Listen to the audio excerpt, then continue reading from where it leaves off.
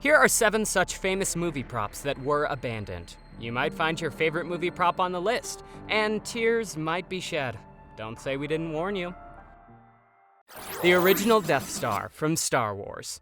After the filming of Star Wars, the studio stopped paying rent on the storage unit where all the props were being stored. Everything was going to be discarded, but fortunately, a hero named Doug W. stepped in and saved the Death Star from its imminent death and gave it an interesting life.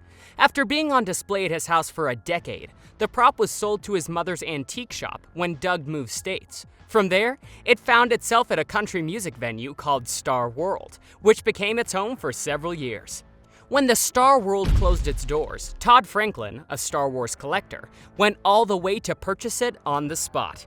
He had been eyeing it for years. To his surprise, it sat in a corner, being used as a trash can. He immediately bought it home and proudly displayed it in his living room for years. He even made a replica radar dish out of cardboard. Eventually, Todd decided to sell the prop. The lucky one this time was a collector called Gus Lopez, who stored it in a storage unit until he could find a house that had adequate Death Star space. Oh, the things we do for the props we love. He loaned it to the Seattle EMP Museum for a while, but eventually brought it back home, where it now resides. The Spaceship from Alien.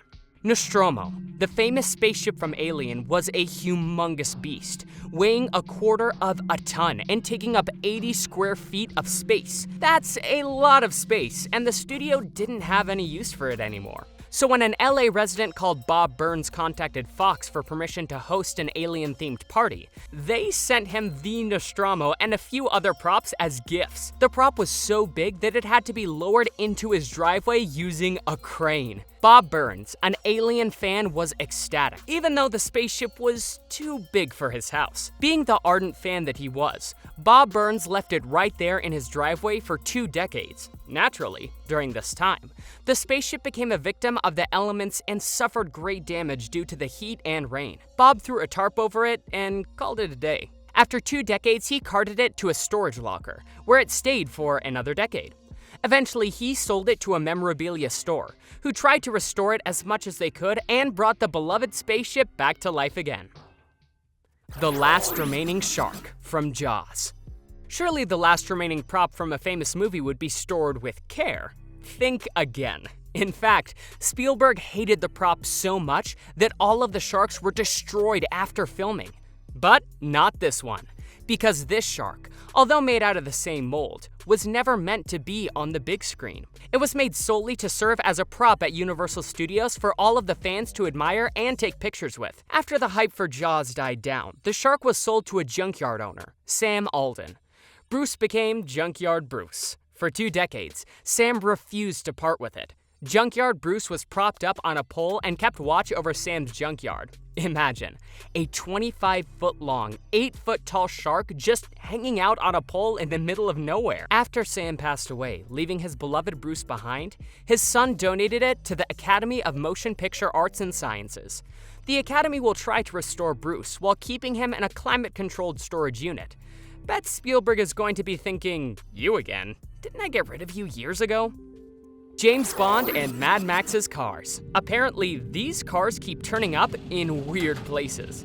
The Lotus submarine car from The Spy Who Loved Me was discovered inside a storage unit that was bought blind for less than $100. What a treat to stumble upon a legendary movie car. After restoring it, it was auctioned off for a ton of money to none other than Elon Musk. While this car was sitting in storage, the Interceptor from the first 3 Mad Max movies traveled the world. Well, a portion of it at least. After filming, the car was discarded and found in a junkyard. Since then, the car has changed owners several times and has traveled to museums in Florida, England, and even Australia. Sounds exciting, right?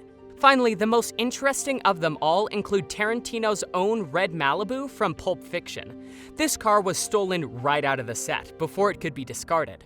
It resurfaced 19 years later when a cop in California got a call about something suspicious going on in a parking lot. Upon arriving, he saw 2 men stripping down a car, which turned out to be the red Malibu. Although these men were arrested, no charges were pressed because the statute of limitations had passed on the theft. But the cop got to go home, happy with the knowledge that he had saved the Malibu from an undeserved death.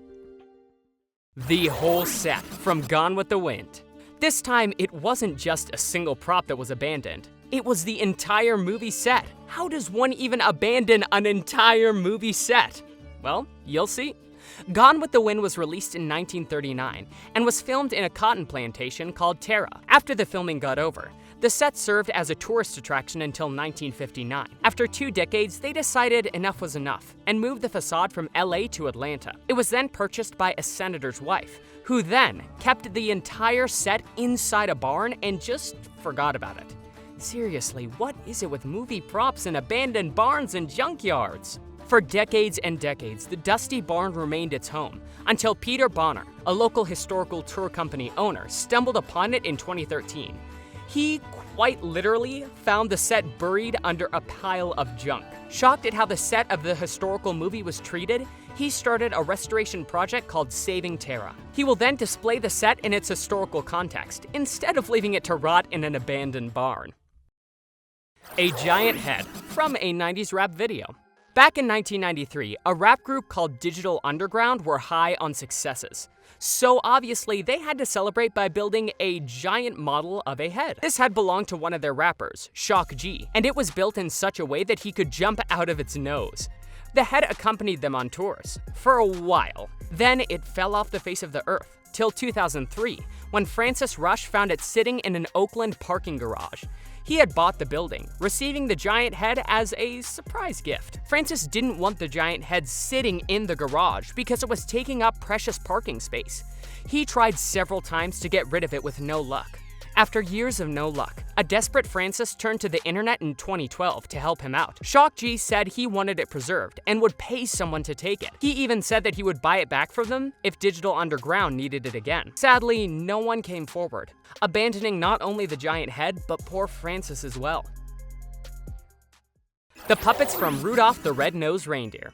This final story is kind of heartwarming. After the famous TV special of Rudolph the Red-Nosed Reindeer was filmed, one of the employees did not know what to do with the original puppets.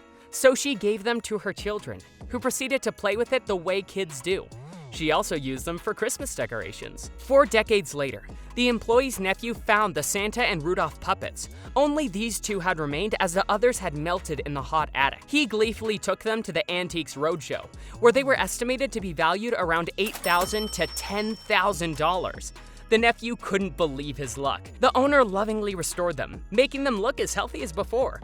These rare handmade collectibles are currently valued at $150,000 to $250,000. Word on the street was that a Christmas museum in Ohio had started a GoFundMe page to try and acquire these puppets. I guess you could say it was a Christmas miracle.